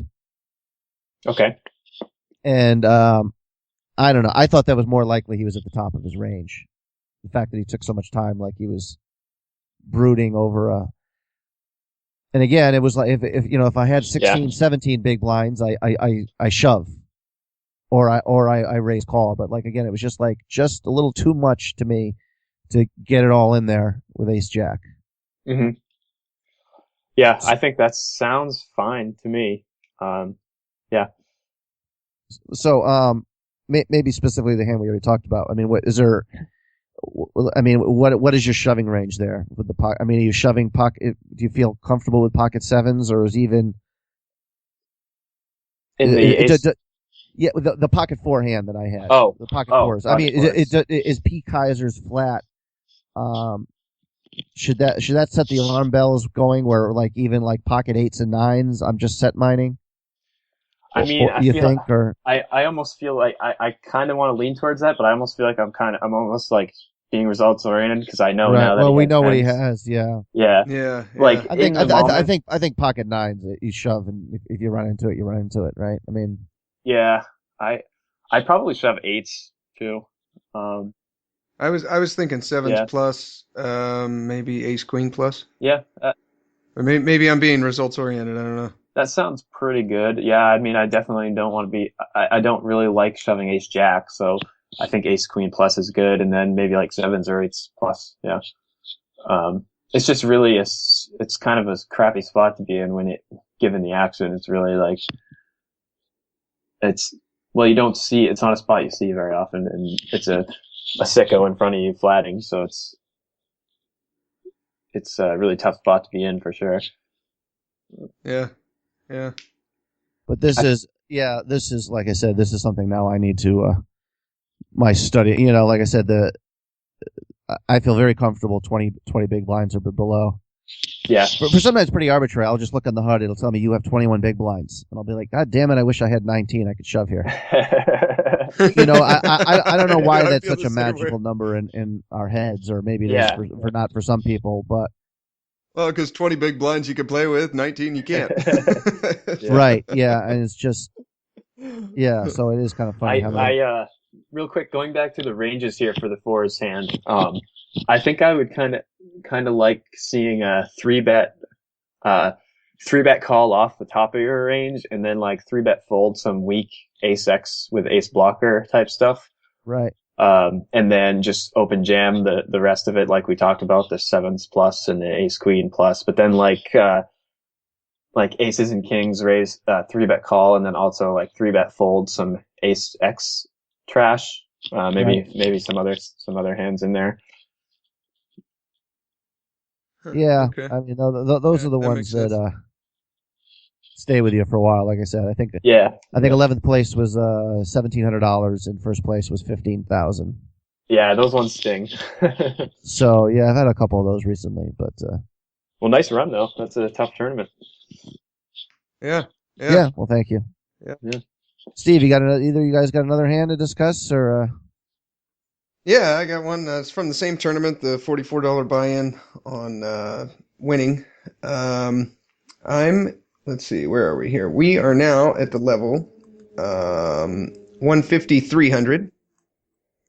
The pot is 660. So we're playing 1, 2, 3, 4, 5, 6. We're playing seven-handed. I'm in the cutoff. So the under the gun, let's see. Oh, he was sitting out, so he didn't even. He wasn't even there. Though under the gun +1. Middle position opens for a min raise to 600. And I've got king, queen, offsuit in the cutoff. I'm next to act. So I've got the button and the small blind and big blind behind me. Okay. Okay. You guys three betting here or just what was calling? You might have already said this, but I didn't think I heard it. The stack size of the opener. Oh, no, I didn't say it. The stack size, he's got, we both have 24 big Okay. blinds. So he's got 7,000. I got like Okay. 7,100. And did you say he opened under the gun? He Oh, opened in middle middle position, position. and then you're okay.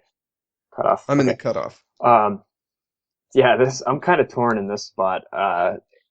Historically, I would tend to just flat here, but I've been trying to adjust my game to have more three bets and not flat so often. So I guess I guess right now, my standard would be to flat, but that might be bad. I'm sorry, Okay. Steve. What is Okay. your hand again? I'm still wrestling with this microphone here. King queen queen off. offsuit. Okay. Yeah, middle position min raises. We both have 24 bigs.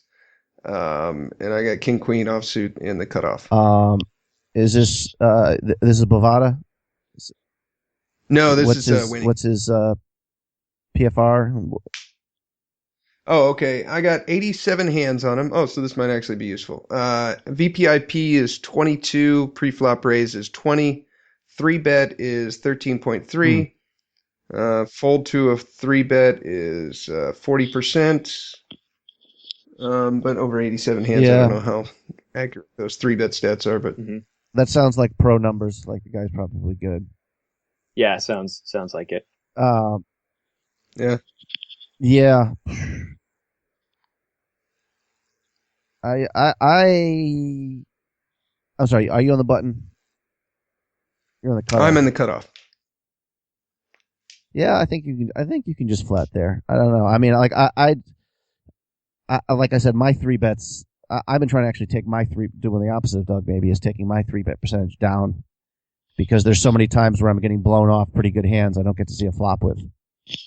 Where like I'll squeeze, 10 jack suited after a middle position open and the cutoff flats, and I'll squeeze 10 jack suited, and then one of them shoves over me. I'm like, God damn it, I could have seen a flop with that hand.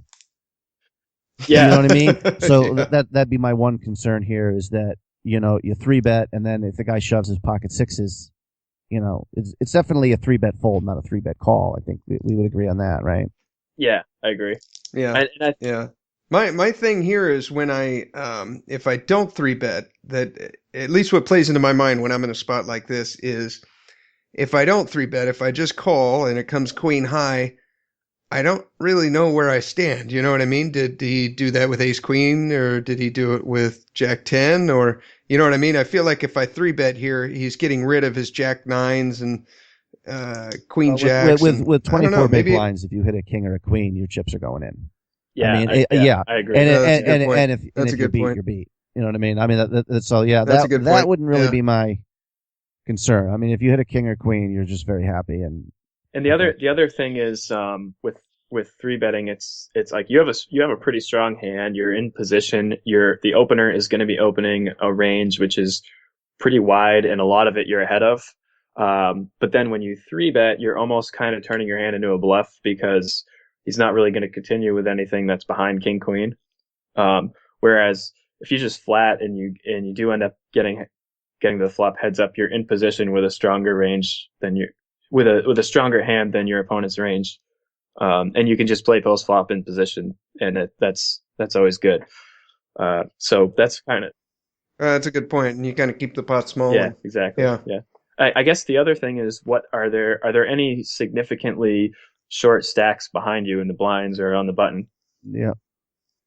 There's the button has me covered. The small blind definitely has both of us covered. He's got 34K, and we each have 7 to start the hand. The big blind, he's got what would that be? That'd be 12 big blinds. So he's got we got him covered. So I guess another question is, if we do flat, what are we doing if big blind shoves? I got no problem calling the shove there. If the other guy, with 12 bigs, I got 24. I'd if the initial raiser folds, we'll be getting the right I'm price calling. anyways. If he's he's shoving ace rag and but I think that is more of an argument for flatting because it can induce some jams, some wider jams from that big blind stack. Because of the flat, it's he can squeeze jam, and a lot of times either you're call or the original raise is going to be dead. If he jams, one of you is going to fold. Yeah. So that, I think, And probably the initial, because he's got me left to act, doesn't know what I'm yeah. going to So do. I think that makes it even better to just flat. Yeah, you're right. You're right. Okay. Well, having butchered this right from the beginning here, I decided to 3-bet. All right. Let's see. I don't even know how to continue with this hand because that No, seems no. pretty I obvious think to three me now. I betting is should have. definitely a viable option here. Yeah, sure. Yeah, I think it's definitely reasonable. I mean, you're getting him to Okay. he's probably folding, ace 10, ace jack to 3-bets, and um maybe small pairs. So I mean, you're definitely getting him to fold better, and so no, Okay. the 3-bet's Okay. not terrible by any means. Okay. What's your 3-bet sizing here? He min raised to 600. If you're going to 3-bet here with 24 bigs, what would it be? 1666. Okay. That's funny. I What was do you going to think, say Mike? 1555. We both like to just the numbers that run on. Yeah, it's just easier to type that way. I'm just lazy. I do the same thing. I always do the 777 Yeah, or 666 or whatever, just because it's it's faster. Especially when you got like 5 tables up, you can just dit Yeah, real exactly. quick. Yeah. Okay, I went a little bit bigger, and especially looking at the stack sizes now, I think, and hearing you guys, I think that was a mistake. I went 1888. So I went more than 3x of his initial raise. Now, most of the 3-bets. Do you still want to keep it around the 2.5, I guess, or? Yeah, I think I tend to go around 2.75 most of the time. Okay. And especially Okay. with this spot, I would probably, yeah, I mean, I don't hate your size. It's not like it's massive.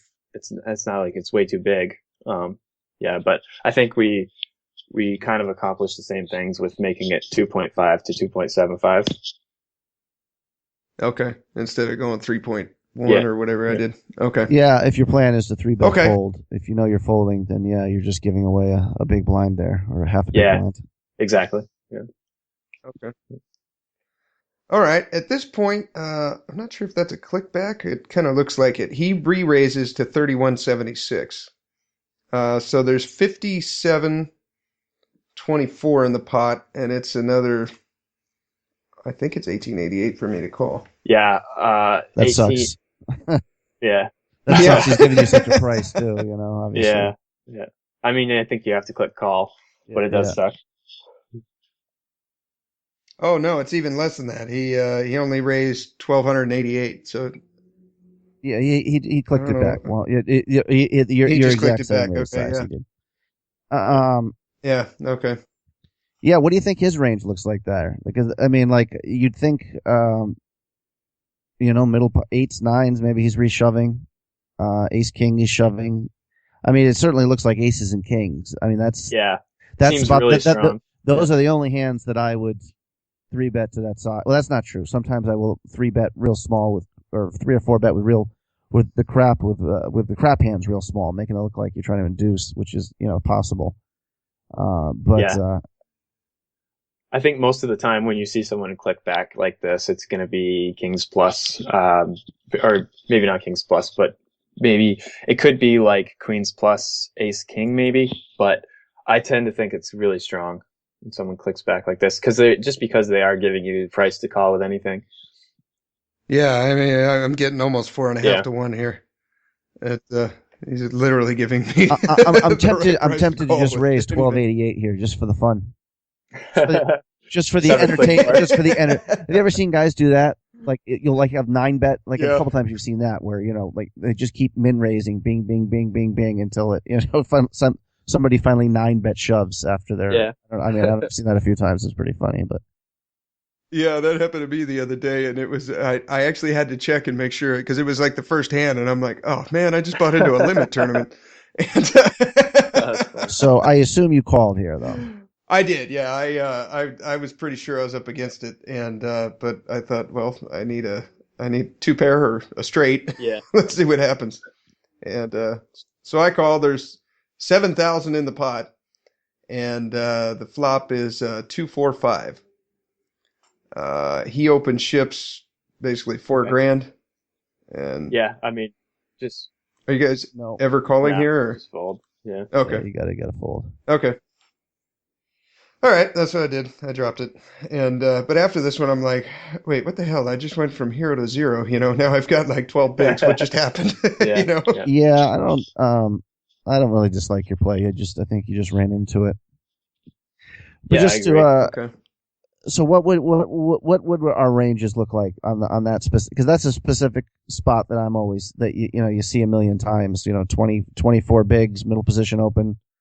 I mean, what are the 3-bet folds, and what's the best hand you're 3-bet folding, and what's the worst hand you're 3-bet calling? I guess off if he reshoves. If we just play the hand out differently, if you don't. I mean, are you 3-bet calling off pocket sevens there with that with No, 24 bigs? I'm flatting a ton here. Like I'm just flatting sevens. I'm flatting a lot of stuff, which is probably not the greatest strategy. Like I said, that's something 3-betting more often is something I'm trying to work on. But let's see, what is the worst hand we would 3-bet fold? I just yeah, I don't know. I have all these little nuggets of information that are probably not even that good, but to me are like somehow are the laws of poker. And someone told me like you should never really be set mining when you got under 30 big blinds. So Yeah, that's why I hate to just flat sevens, eights, nines there. Yeah, true. Because but then I guess if you're going to 3-bet fold sevens, then you're just giving away 25-30% of your stack. So it's I would 3-bet a lot of like ace x. I would 3-bet fold a lot of like ace x stuff, just with the blocker, and I would flat probably the medium strength, decent strength hands, and I might also, well, because we're so shallow, I also wouldn't be 3-betting my top of my range probably. okay. If we were like 40 bigs deep, then yeah, I would be 3-betting aces and kings here. But at 20, I would probably just flat. Yeah, so I guess most of my raised folds would be weak ace x. Okay. And also, like, I could also see myself 3-bet folding like middling suited connector type hands, 8-9 suited kind of stuff. Like 8-9 suited. Okay. That makes sense. And what's the logic behind the 3-bet folding like a weak ace? Just because you have an ace because blocker? you have an ace blocker, it reduces. It depends on what kind of range your opponent is opening with, but a lot of opening ranges having an ace blocker reduces the amount of combos that they can call a 3-bet with by quite a bit. And you can't flat with the ace 6 off, obviously, because you don't want to see a flop with that hand. Yeah, exactly. Yeah. But it is. I remember having this. I had one friend who was railing me in a tournament I was deep in, and long story short, I basically played the same 2 hands back to back, where both times with like 22 big blinds. Once I flatted with ace queen to a under the gun raise, and the next time I flatted with pocket eights to an under the gun raise, rather than 3-betting. And both times I gave up on the flop, but each time it was the worst possible flop. The eights, it was like king queen, and then the ace queen was a bunch of small cards. And me and this buddy, I said I should have just I should have 3-bet folded the ace queen and 3-bet called the pocket eights. 3-bet called the pocket eights, and he was the other way around. He said, no, I would 3-bet call with the ace queen and 3-bet fold the pocket eights. Mm-hmm. So I mathematically one of us is probably right there. Yeah, sure. You know what I mean? I don't know, but I'm like pocket eights is better than ace queen. He's like, yeah, but pocket eights you're never dominating his reshove range, and we went on and on. It is funny how you can. Yeah, well, I mean, I guess they have to. Your opponent kind of has to be capable of getting in a lot of weaker aces, and a lot of spots. I don't think people are getting in too much weaker than like ace jack versus a 3-bet, but. It is interesting. I know what you mean. You can go back and forth. This was like the final 2 tables of a $1,500 event. So probably both of them are probably 3-bet, or actually both of them are probably just flats and to see a flop. But both of them would probably be 3-bet folds in this situation because gotcha. People aren't going to be shoving pocket fives and that kind of stuff there. But it is. This is the Yeah. stuff you obsess over, this specific, 20 something big blinds stuff, but I don't know. Yeah, well, I mean, it's the majority of your tournament, right? I mean, Yeah. most of a tournament, you're going to be in that range of stack sizes. So, Yeah, yeah. Well, Doug, do you have Yeah. one more hand you want to talk about, or should we bid you adieu? And yeah, I didn't have another one picked Okay. out. Well, that's I've got Okay, one if you guys want to sure. hear it. One more. I posted this one in TPE. I think I posted it last night. I've got let's see, how many big blinds I've got. I've got 10 big blinds to start the hand. After I'm in the big blind, so after posting the big blind, I have 9. And it folds around to the button. What min is your raises. TPE name, Steve? I don't even know. Oh, Okay, here it is. Sagaba. Okay, Jack 8 in the big blind. Okay, sorry. all Go right. ahead. There you go. Yeah, I'll put a Okay, I'll put a link in there in the show notes. Okay, you got it too. Okay. So the button min raises. He's got 26 bigs. The small blind calls. He's got 27 bigs, and I've got 9 bigs behind. I've got 10 bigs to start the hand. With Jack 8 suited. What's your guys' play there? Do you call? Do you fold? Yeah, I do just you call. shove? Just flat. Yep. Flat? Yeah, I don't think you're ever, unless I had some real specific. I would want to, if I was going to shove, I'd want to think that there's at least a 50% chance they're both folding, and probably not that high there. I mean, the small Okay. blind certainly. If the button fold, the small blind should have Jack 8 beat and should be calling with whatever they have there. So yeah, I think Okay. call. I like call, even if that's stacked up. Sure. Okay. Just because of the direct pot odds you're getting, you have to win 18% of the time or something like that. That's just a guess. I didn't do any of the math, but yeah, just a pure pot odds call. Okay. Yeah, there's 2,400 in the pot. I got 37 behind. I choose to call as well. I thought, if I had like 6 deuce there or something, I'd just dump it. Maybe if I had King Jack, I would shove. Would you shove King Jack there? King Jack. Yeah, probably. I would probably shove King Jack. Yeah. Okay. Now, what about a weak ace? What about like ace 3 or something? Probably still flatting. Yeah. Yep. Really? That's okay. Because they could be opening with ace 8 or ace 10. I just don't think you're going to get folds very often at all shoving here. And because I'm flatting so wide here, having some ace X in that range strengthens it. When you hit an ace, they're not going to put you on it. Okay. Okay. I think I would be shutting an ace because you could definitely get called by worse. You definitely get called by King X, Queen X. And how many big blinds did the what was the small blind stack? Let me look here. I'm sorry.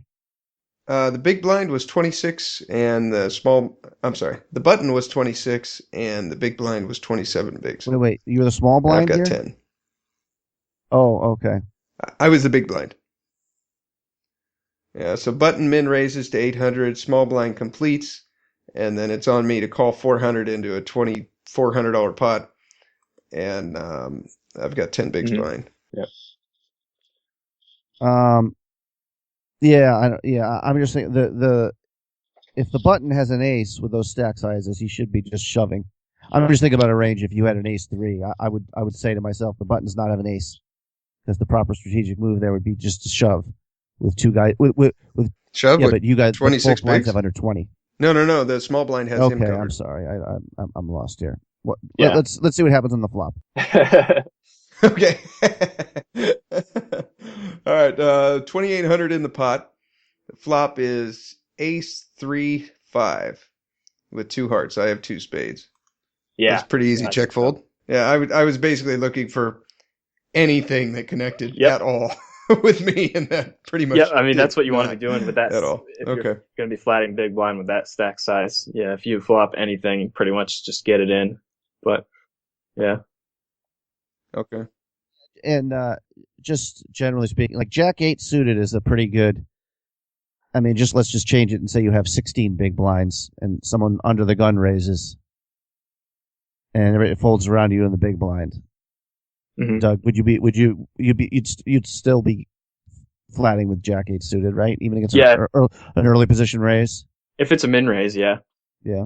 Yep. I mean, like I personally would probably dump like ace deuce off, but like Jack 8 would be something more under 20 big blinds. I don't mind flatting.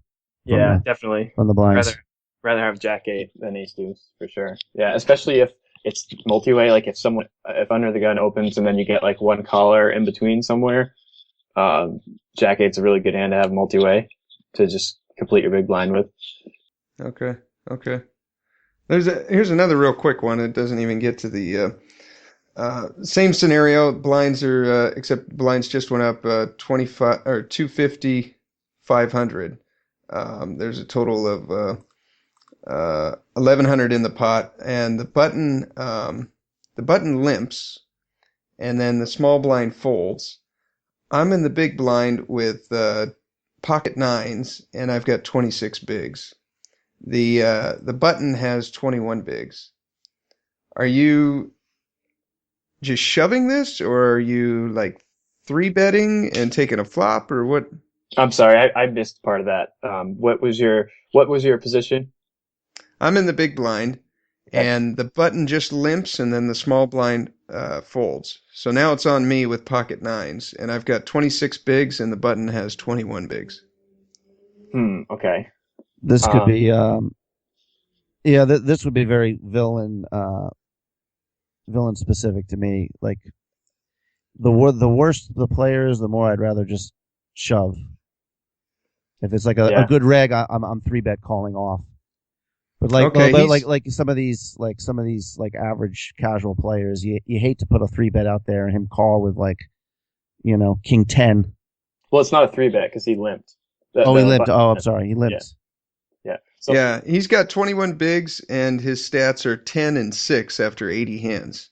So he's playing pretty tight. Wow. Yeah. I would probably just raise like 3x ish instead of just shoving, because I don't know. It's hard to say.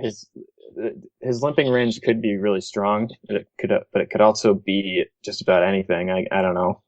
He's only played 8 hands in 80. Yeah. I would probably just make it like 3x or so and go from there.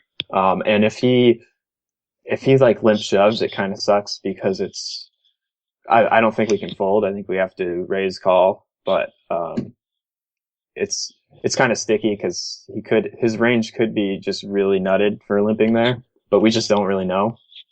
Yeah, I think I would probably just raise call. I don't think we need to jam. Okay. Yeah, I ended up jamming, and right after I did it, I thought, I don't remember if I saw the stats right afterwards or what happened, but I remember thinking that was a mistake because he's going to fold everything I'm beating, and he's going to call everything that's beating me. Yeah, pretty much. Yeah. He ended up folding, so he must not have had it, but I felt like that was an error right after I clicked it. I'm like, dang it. But, I don't know, but just taking down those 2.5 big blinds or whatever's in the pot is still, 10% of your stack. Sure. Yeah. And, I always hate those spots, though. I was going to say, where, especially at that stack depth, where, if you 3-bet and he flats, I'm certainly going to c-bet whatever the flop is.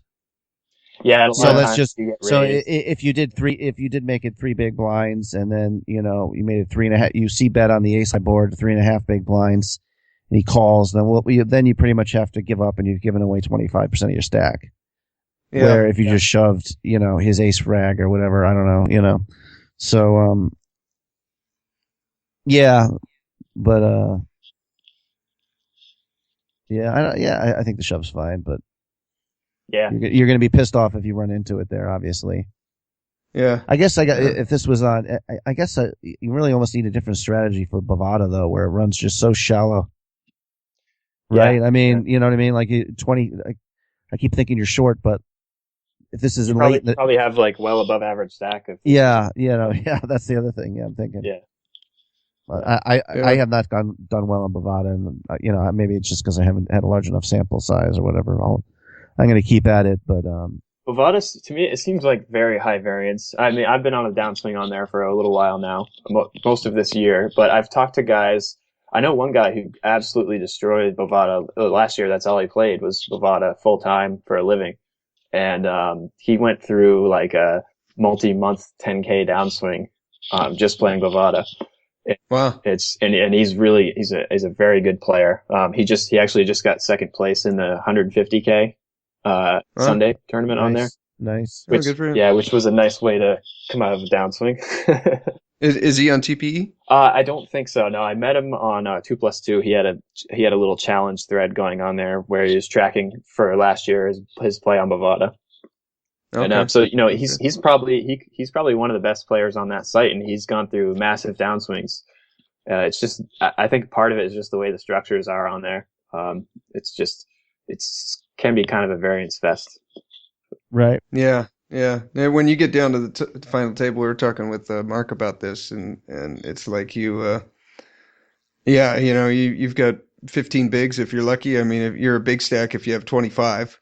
But most guys have between like 8 and 12. Yeah, it's kind of ridiculous. It's like you're just playing a sit and go at that point that's gotten down to that level. Yeah. That's pretty much what it is. Now, the good thing is that a lot of people are bad at those stack sizes. So yeah, you can definitely have a pretty big edge at it, even though the average stack is that way. But the bad thing is, like I said, it's just a lot of variance.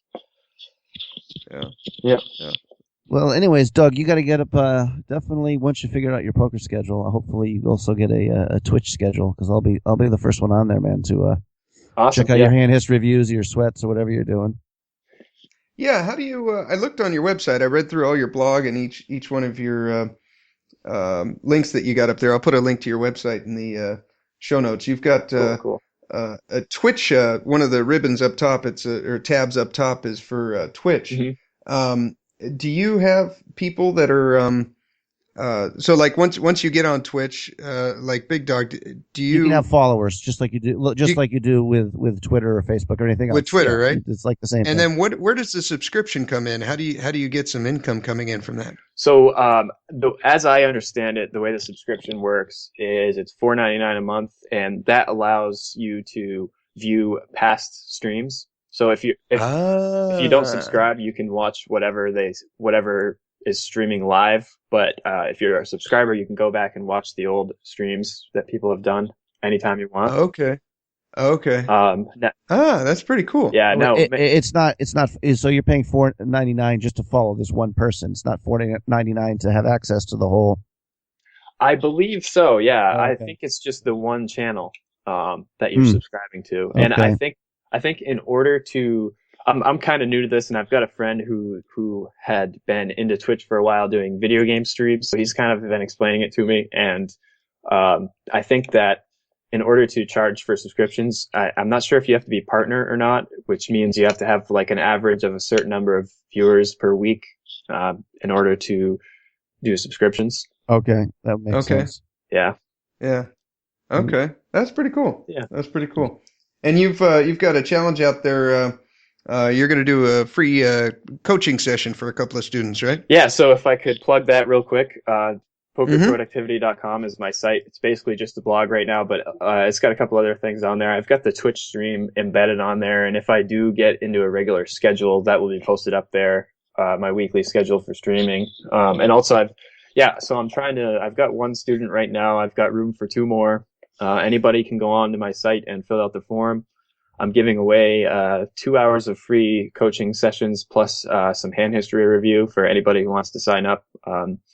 I'm new to being a pro, of course. I just started this week, but I do think that I can help some people out, and it's also really good for me. It forces me to study, and getting other people's perspectives and looking at their hands is really helpful for studying. So it's a win-win. And if anyone thinks that they could use some help, go ahead and fill out the form.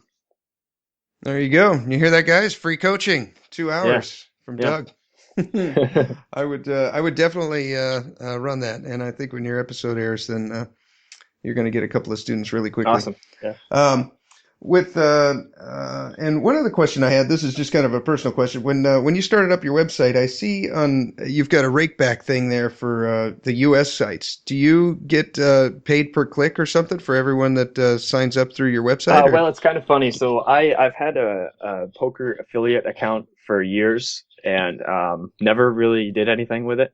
And then I just randomly checked my email the other day when I was working on my site, and I had an email that the affiliate company I had signed up had been bought out by someone. They're doing all this revamping of it, and they had all these links for the U.S. sites. So I just took them and threw them up on my site. And the way it works is I think it's mostly CPA, or cost per acquisition.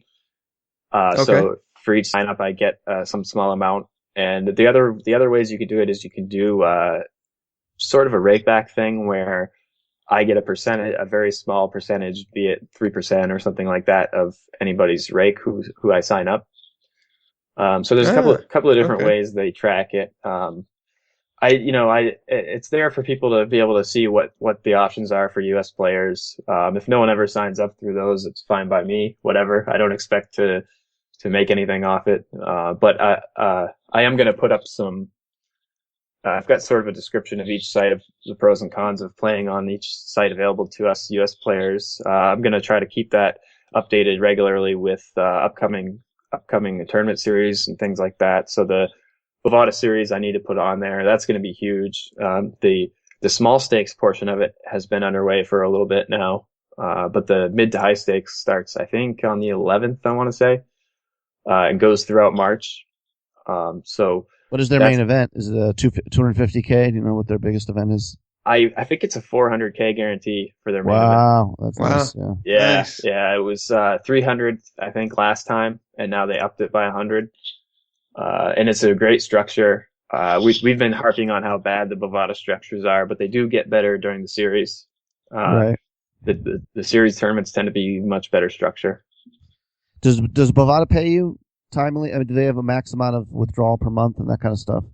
Yeah, I haven't cashed out for, I think, a few months, but last year I was able to, I cashed out generally a couple times every month, and came within a week every time. I never had any problems. They do, I think the max you can do at a time for a check is like 3K, and you get one free check per month. So Okay. it's pretty good especially for us US players. It's a great cash out. Well, I was talking to Steve. I've won a couple 40Ks in the last few weeks. And now I have like $22,000 on my merge site, but it's going to take me about 10 months to get it off. Oh man. You get 2,500 every 5 or 6 weeks. So Bovada's really good for that. I just got a check from them. I clicked withdraw, and I shit you not, it seemed like the next day someone showed up with FedEx, and my check was in the mail. Yeah, it's really quick. And it was unbelievably fast. It might have been 2 days. I think I clicked submit and then went to work for 24 hours and came back, and the next day it was here.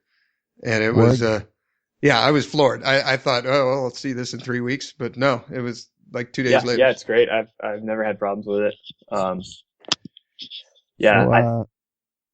sorry. Go ahead. I was gonna ask Doug if you're gonna be in Vegas this summer. Whenever. Yeah. Yeah, that's the plan. I'm hoping so. I'm planning to go early in WSOP and play the Colossus and a few other events, and then maybe some of the smaller daily stuff. I'm not going to be able to stay as long as I wanted to because I have to come back for weddings. So it's probably going to be something like a 2-week trip. Okay. But super excited to come out and meet everyone in person. I've never met any of my coaches in person or any of the guys from TPE, so it'll be great to put a face to the voices and all that stuff. Maybe have a few beers while I'm out there. Well, maybe you can bank the first one, and then we'll find some good people to back. Because I'm going to be hanging in front of the Rio with a tin cup, trying to get into some satellites here. Yeah. Well, by then, you'll get at least a couple of cash outs by WSOP from your. Right. Well, that's true. Yeah. Well, that'll be going towards rent mostly, but you never know. Hopefully, I'll get a roll by June somehow. Right on. Yeah, I'll be out there hopefully for longer than a week, but the minimum time I'll be out there for is a week. So I'm looking forward to it. Well, man, it's going to be fun. Good luck. Yeah. I don't think you need luck. Sounds like you got your shit together, man, and this is going to work out. But I look forward to get that Twitch up because, like I said, I really would love to see you and your buddies talking about hands. Would be really would be very very beneficial to someone of my caliber. Yeah, I'm wondering if I think the way my schedule is right now, the only time that really the time that makes the most sense is early in the morning, afternoon, like 10 to 2 kind of time frame. And I'm wondering if there's going to be many people that will be able to watch at that time. But even if not that many people get into it, I think it would be great for me to study. So right, it's a win no matter what. So even if there's 10 people watching and one of them gets you to look at a hand a different way, then it's been plus EV for you, I think, right? Exactly. That's the way to look at it. Yeah, definitely. Yeah. Okay, man. Well, I hope to meet you in Vegas this summer, and I'll definitely be following your thread on TPE and following you on Twitch. And yeah, well, hey guys, it was great talking with you. I really appreciate you having me on the show. It's been a blast. So looking forward to meeting you guys as well. Yeah, we'll see you out there, Doug. Thank you very much for coming on, and stay off Merge, by the way, though, man. Stick to Bovada. And yeah. stay off my site. It's hard enough to make money there. Okay. Well, we'll have to see how long my bladder holds out if I can withstand the no sync rates much longer. Exactly. Yeah. You're gonna have a Gatorade bottle in your room here pretty soon. Yeah, I've almost given in. Still holding strong. On that note. Right on. All right, Doug. Well, thank you very much. And anyone listening, pokerproductivity.com. We'll put all the links in the show notes. And you can contact us on Twitter. We'll put all those links down at the show notes too. Twitter, Facebook, on our blog. And you can contact us at headsuppokerpodcast.blogspot.com. And Steve, you figured out how to embed our podcast directly on our blog. So we thank God. Yeah, that took me only about a month. That was annoying for people to have to go to our blog and then to just be redirected to iTunes. So yes, on that. Oh, and we're on Stitcher Radio as well. So if for whatever reason you don't like iTunes, you can plug us in on Stitcher. Okay, guys. Steve, have a great week. I will talk to you soon, man. All right, guys. Have a good one. May the cards be with you. And Mike, I'll talk to you next week. Okay. Rise and shine. 6 a.m. and your hand can't make it to the alarm clock before the voices in your head start telling you that it's too early, too dark, and too cold to get out of bed.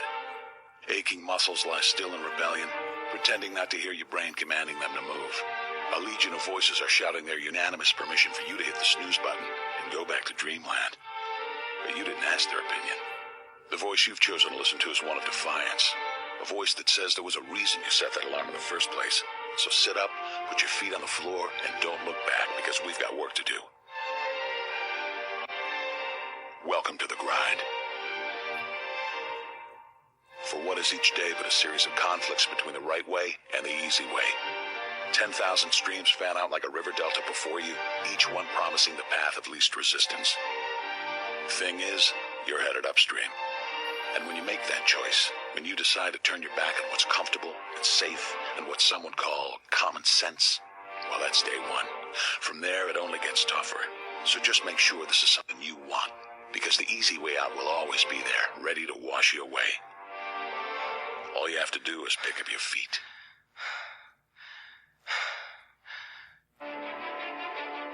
But you aren't going to, are you? With each step comes the decision to take another.